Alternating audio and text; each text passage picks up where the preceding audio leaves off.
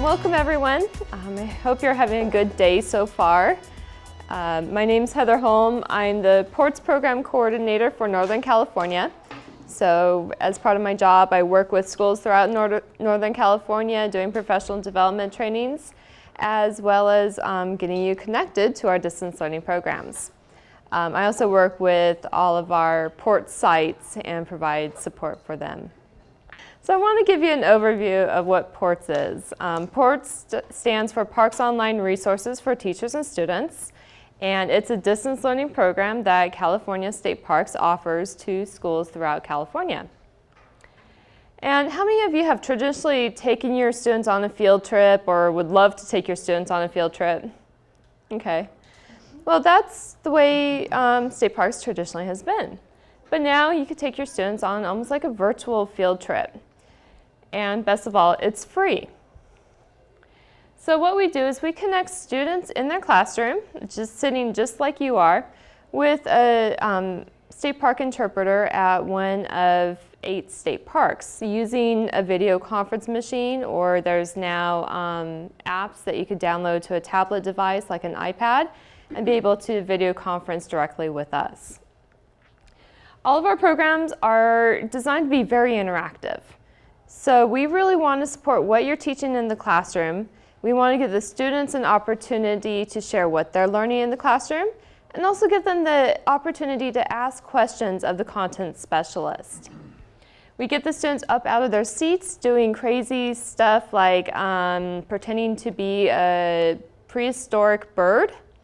And we have students line up to demonstrate the wingspan of the bird, and then they have to try to flap together. Something fun.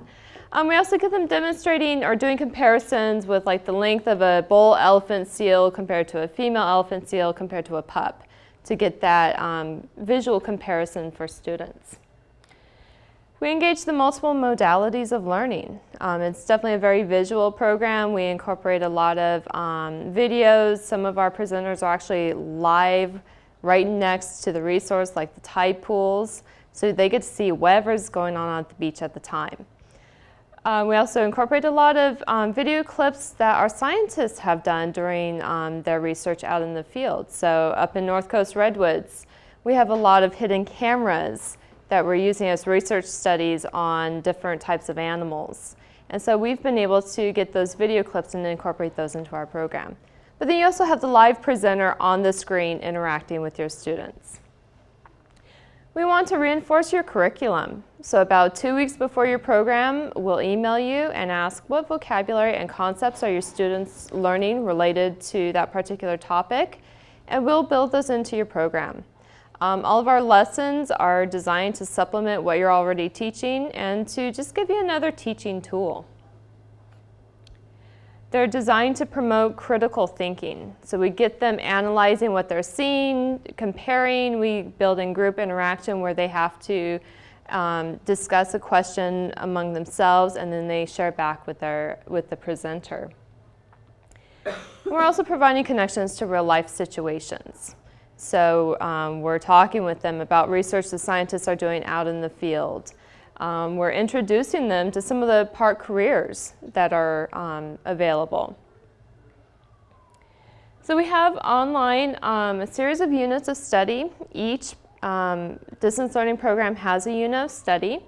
They're all academic content standards based, and we're, by the fall, we'll have all of those aligned to the Common Core state standards as well. We're working through that now.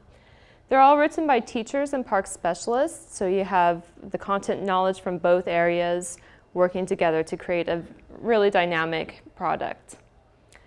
We have online lesson plans that you can use to prepare your students, as well as multimedia materials like PowerPoints, video clips, as well as links to other resources on that particular topic. And again, all of our programs really support the Common Core state standards. We didn't realize that until we really started delving in. It's like, oh, we're already doing this. We're already getting the students thinking critically or analytically. So this is a perfect tie-in for us. And again, we're free. So this is just a sample of one of our units of study. You will notice they are written for a specific grade level. we can adapt our programs to any grade level. All of our presenters are very familiar with the content standards, and they will work with you to make sure what they're presenting really supports what you're teaching in the classroom. Again, we've got the lessons, resources for teachers, and if you're interested in scheduling a particular program, you just contact whoever is listed for that particular unit. So now, what programs do we offer? So for those of you that aren't familiar, Anza-Borrego Desert State Park is the largest state park in the nation. It's 600,000 acres of desert. But within that desert, there are some really rich resources. So here's a picture of the Badlands. This is literally the Grand Canyon upside down. All of the sediment from the Grand Canyon was deposited here. And within the Badlands is a wealth of Ice Age fossils. So as part of this program, we talk about geology and landforms, plate tectonics, we talk about some of the desert ecology, and then we also talk about the paleontology work that's going on at the park. And we have access to some of the fossils that the paleontologists have unearthed. And she incorporates those into her program and has the students compare a bone from prehistoric camel to the a common, I think it's horse bone or camel bone, to get the students thinking of comparisons. Crystal Cove State Park, it's between Laguna Beach and Newport Beach. Anyone ever been there? Mm-hmm. Okay. It's a beautiful park, and from there, we take our Edugator, John Deere Gator, equipped with all of our equipment, right down onto the beach. So she's right next to the tide pools, and she's talking about the adaptations of the animals that live in the tide pools and about that specific ecosystem. She uses a lot of really cool technology to share with the students what life is like in a tide pool. She has a high-definition underwater camera she puts directly into one of the deeper tide pools, so the students actually get to see what's living in there and how it's interacting with each other. Baldwin Hills Scenic Overlook, this is one of our newer state parks. It's right in the middle of the Los Angeles Basin. It's just a little hill near Culver City. And from it, on a clear day, you get a 360-degree view of the Los Angeles Basin, so you can see the ocean, the San Gabriel, Santa Monica Mountains, you can see the Hollywood sign. And this is a great place to talk about weather and climate and some of the effects of climate change in that area. Hearst Castle State Historic Monument, anyone ever been there? Seeing lots of heads nod. This is definitely one of our treasures, and they have a very rich artifact collection there with statues, paintings, pots, and just the architecture of the castle itself. And from here we do a program that focuses on ancient civilizations. And I'm not going to say too much about this program because we're actually going to be talking to the presenter in a few minutes. So she'll give you a taste for what her program is like. Anyone ever seen an elephant seal before? Okay, some of you. Your impression? Scary. Yeah, it's a bit large, scary, smelly. Noisy. Yes, yes. I had the opportunity to go out in the middle of one of the harems with one of our rangers to shoot video and photographs. I had 4 big bulls squared off right around me, and we were up on this little sand dune. It was so intimidating. But our program does focus on these unique animals and their adaptations. They live a very extreme life, spending about 7 months out of the year in the ocean. And so we talk with the students about their migration cycle, their life cycle, the adaptations they have that enable them to survive out in the ocean for long periods. For the middle school and high school students, we also go a little bit deeper into sort of their evolution history, as well as the results of when they were almost hunted to extinction and what that means for survival of the species. For the younger grades, we do a monarch butterfly life cycle program, and I believe you're going to be doing that with your students. My kindergartners, yeah. So this is a fun program. For kindergarten through 2nd grade, our programs are normally about 30 minutes long, And then 4th grade through higher are normally about 45 minutes to an hour, but we work with your schedule. So we don't have like specific times we schedule programs. If you have a class that goes from like 8:25 to 9:15, we'll schedule the program for that time. California State Capitol Museum, anyone realize that that was a state park? Yeah. We offer a program from there on state government, and we look at the branches of government, how a bill becomes a law, and the role of students as citizens and the responsibility they have to participate in our government. For 8th graders and high schoolers, we do a program where we can connect your students to their state legislator. We coordinate with the legislator's office, and they'll come into the historic governor's office, video conference with your students, and one of your classes will have the opportunity to ask the senator or assembly member questions they've prepared beforehand. North Coast Redwoods, up in Humboldt County, we offer a redwood ecology program, and we focus on 2 different state parks. We focus on Humboldt Redwoods State Park and Prairie Creek Redwoods State Park. And there is a lot of research being done in these parks, not just about the redwoods themselves, but about the animals that live in the redwood forest. So we have amazing video footage from here. At Prairie Creek Redwoods State Park, there's a lot of research being done up in the canopy of the redwood trees. So we actually have video footage of the scientists up in the canopy looking at life up there. So what would you think would be the top predator in the canopy of a redwood tree? Think small. Shrew. Not a shrew. About that size though. Close. Think amphibian. Oh, salmon? Yeah. Salamander. Yeah. It's I believe it's a western wandering salamander. It's the top predator up in the redwood trees, and we didn't know that until the scientists actually started doing research up there. You only find them under the dead stuff down below. But Yeah. So this is a great way to expose the students to areas that not many people even are able to learn about.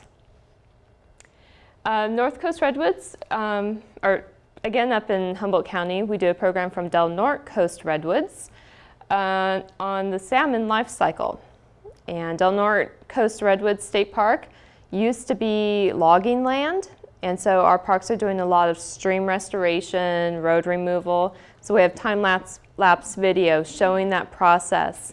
But then we also look at the work State Parks is doing to restore salmon habitat and their entire survival.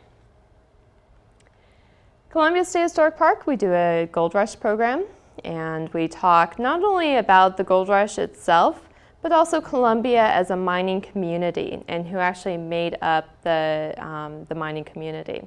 So if you're focusing on economy, we look at a merchant economy that thrived during the Gold Rush.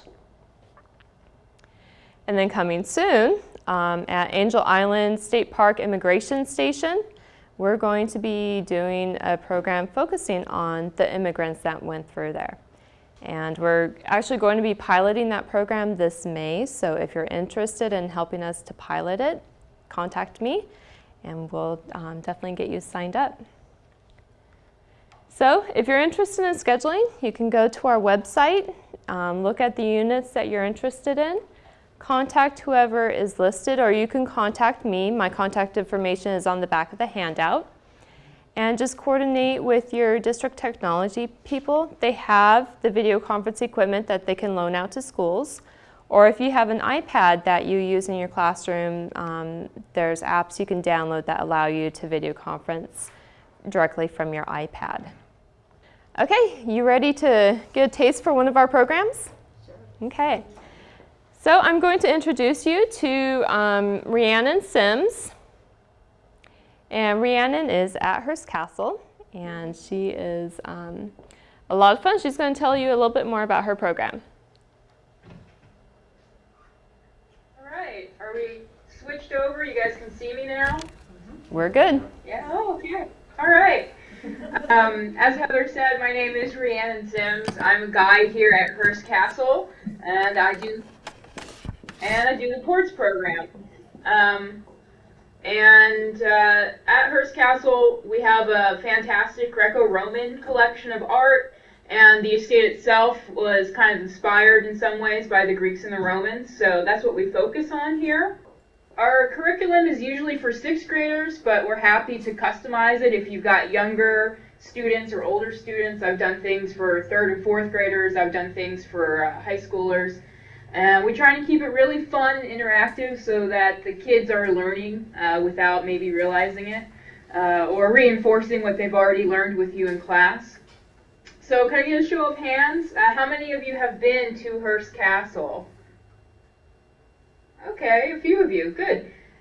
So we like to show the kids where we're located. So I've got a little Google Earth video I'm going to play for you.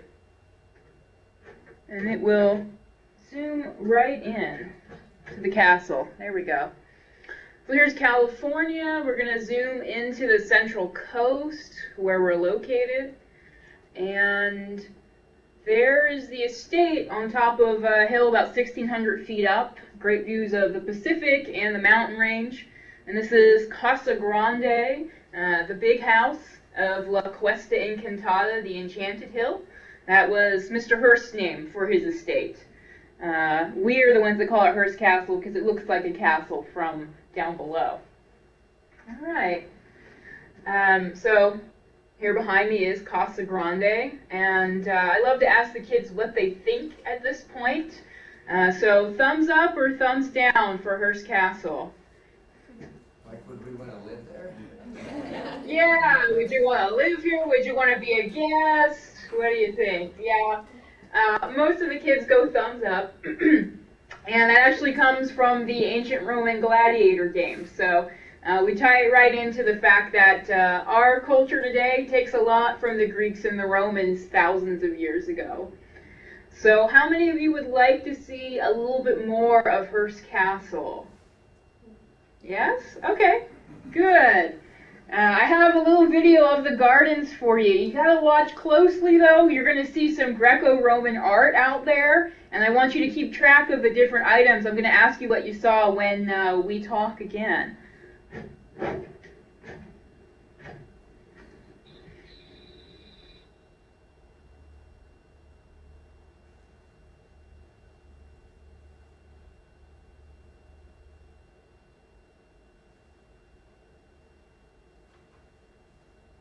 Squirrel.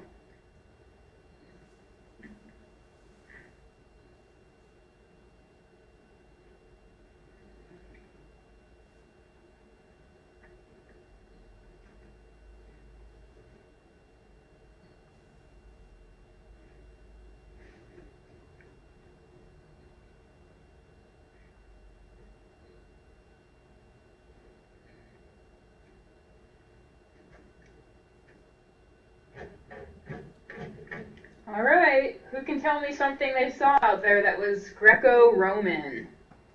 Statues. Statues of the wrestlers. Yeah. Statues of the wrestlers. You've got sarcophagi out there. You've got columns. You've got Roman busts, bronzes. I don't know. This guy always has to leave first. He always leaves the party before everyone else. So a lot of different items out there. And can anyone tell me how the Trojan War started? You should have been reading the Iliad in class, so can anyone tell me that story?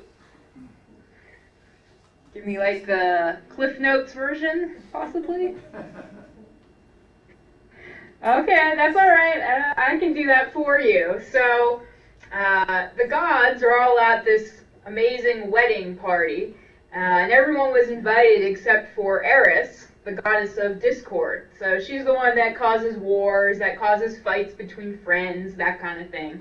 She's a little miffed that she didn't get an invite, so she decides to stir up some trouble, and she takes a golden apple with a tag on it that says, "To the most beautiful," throws it into the crowd at the party, and then there are 3 goddesses who think they should be the ones getting the apple. They ask Zeus to decide, to be the judge, but you know, Zeus is king of the gods. You don't get to be king by being dumb. So he knows that's a bad idea. And he decides that Paris, a Trojan prince, has to make the call on which of these three goddesses is the most beautiful. So do we have any Greek mythology buffs, Roman mythology buffs in the room? No? Tough crowd, okay. Well, can anyone tell me, Hera, you know, what was she in charge of? What was she the goddess of? Anybody? Or more importantly, who is she married to? Alright, she's married to Zeus. So she is the queen of the gods. Then we have Athena. Can anyone tell me Athena, what she's in charge of? Goddess of war. We put our money Yeah, on her. goddess of war, also goddess of wisdom. And then we've got Aphrodite. I'm sure someone can tell me Aphrodite, right? Her Roman name is Venus. What is she the god of? There we go. So each of these goddesses tries to bribe Paris to pick them. They all offer him something. So Hera, right, she's queen of the gods. She offers to make Paris the most powerful man in the world. Athena, goddess of wisdom, offers to make him the wisest man in the world. And Aphrodite, the goddess of love and beauty, offers him the most beautiful woman in the world, if he will pick her. So I like to vote. If you were Paris and these were your choices, how many of you would vote for Hera? Give her the golden apple. Show of hands. Ah, okay. How about Athena? How many of you would pick Athena? Yeah, that's who I'd go with. And how about Aphrodite? Anyone want to give Aphrodite the apple? All the 6th grade boys usually give Aphrodite the apple, I have to say. It makes me a little concerned for the future, but them and Paris have something in common because he gives the apple to Aphrodite. Unfortunately, Aphrodite, she forgot to tell him that the most beautiful woman was already married to a Greek king, actually. So when Paris and Helen of Troy run off together, that's what starts the Trojan War. So it's kind of a fun little activity, get the kids to tell me the story, and then they can decide for themselves what they would have done in Paris's place. I also like to play little games with them. We have Guess Who, the Greco-Roman God edition. So I'm going to give you guys clues, and you raise your hand if you know which god or goddess we're talking about. This one should be pretty easy if you were just paying attention. So our first clue, Paris gave me the golden apple for being the most beautiful goddess. And the reward I offered him started the Trojan War. Aphrodite. There we go, Aphrodite. Born from the foam of the sea, and of course she's the goddess of love and beauty. And here is one of our many Aphrodites at Hearst Castle, and she's actually holding her prize with this one. And her Roman name is Venus. So we have a few different rounds. We'll play another round just so you get a feel for it. This one is fun. The kids really like her a lot. We'll see if you can figure out who we're talking about. So who am I? Sports fans and soldiers everywhere hope to have me on their side. So you're going to have to think what do sports and soldiers want to do. Yeah, to win. So getting warm. All right, she reads the names of winners off of her shield. And this last clue always does it for everybody. She's the goddess of victory. Oh, Nike. So some of you might be wearing her tennis shoes. Nike. And so there's Nike and me reading over her shoulder off of her shield. And her Roman name's Victoria. So if we have any Victorias in the room, that's where the name comes from. And here's another little wrap-up shot we have of Nike with the sunset over the ocean in the back. So that's just a little taste of what we do with the Ancient Civilizations program. Do you guys have any questions about our program here or Hearst Castle in general that I could answer for you? What are you seeing on your side? We see you. What are On you my- seeing? What are you seeing? I see you guys if the camera is facing the right way. So I can see you, and that way it's just as if I am in the class. You know, I can call on you. I can see what you're doing, that kind of thing. So this But usually we like to have the teachers involved with helping facilitate as well. So I'll have the teachers pick the students that should be called on, because you know your students better than I do, and you guys can be fair and equitable about calling on the different students and everything. Our Hearst Castle program is one of our newer programs, and we're constantly changing it, trying to improve it and help it to support what you're teaching in the classroom. So we welcome feedback on if you participate in this program. I had a question. Yeah, go ahead. What kind of, do you need to do like etiquette prep for kids on how to video conference? You know, like so that they know how you'll ask questions or that kind of stuff? Is that That's a helpful? great question. For the video conferencing etiquette, one of the lessons in each unit of study addresses the video conference program. And in that lesson, we provide some points to the teachers. Like, students raise their hands and wait to be called on. If all the students are talking at once, it makes it really hard for the presenter to hear a specific question or answer. And our presenters are also really good at reminding students beforehand to do that as well. Also, students need to speak up, especially if they're at the back of the classroom or for the younger grade levels. They don't know how to project their voices yet. If you're doing our legislative program, what we recommend is having sort of a hot seat set up in the front of the classroom and having students prepared to take the seat and ask their questions. So they're right in front of the camera for the legislator to see. So those are all techniques that we have on that video conference lesson.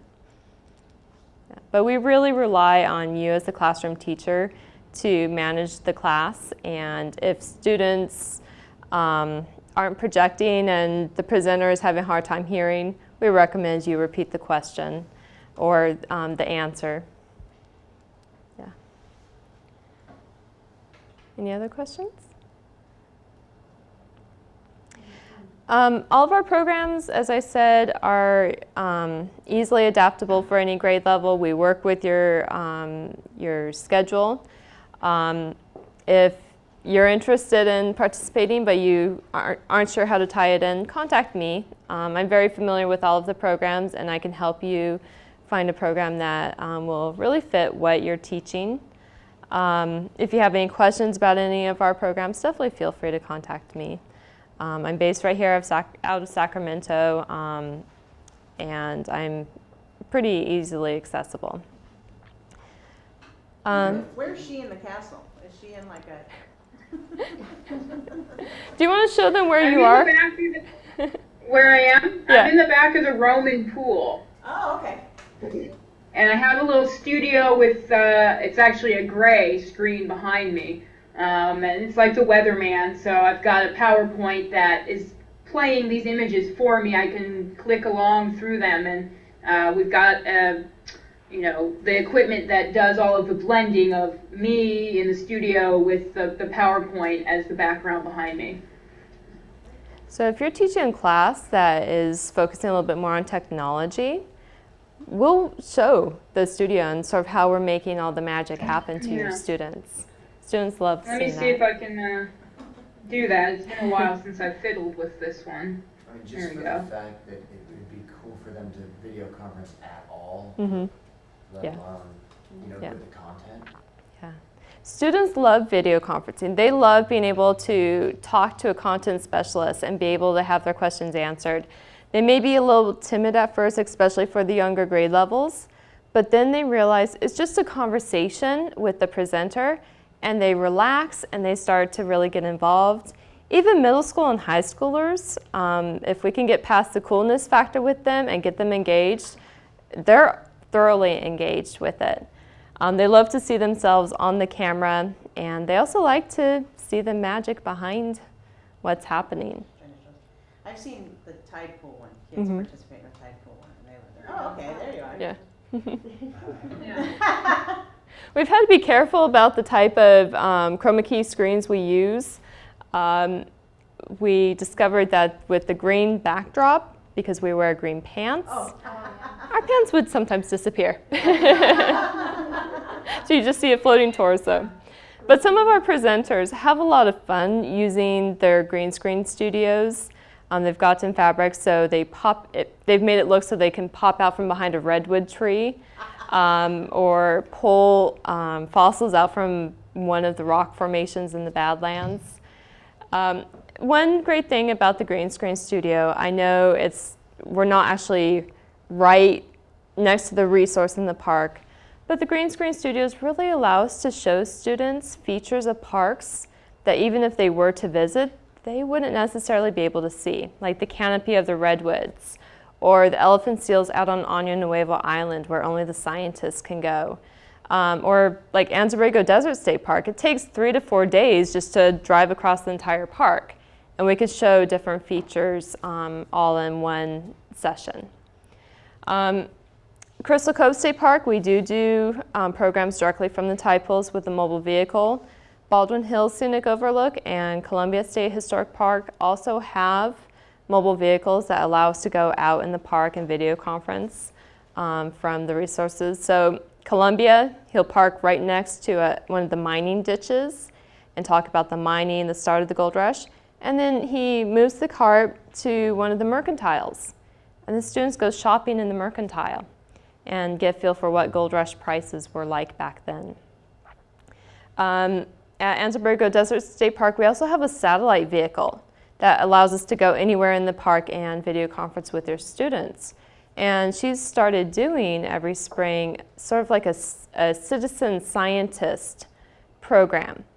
And it focuses either on the Swainson Hawk Watch that occurs every spring there, or on the bighorn sheep and mountain lion studies that occur, or she goes to Cuyamaca Rancho State Park and talks about the effects of the cedar fire that burned most of that park and the reforestation efforts that are going on there. So those are all different ways that we are trying to bring the park to your students in a fun, interactive way and really get them engaged with the resources.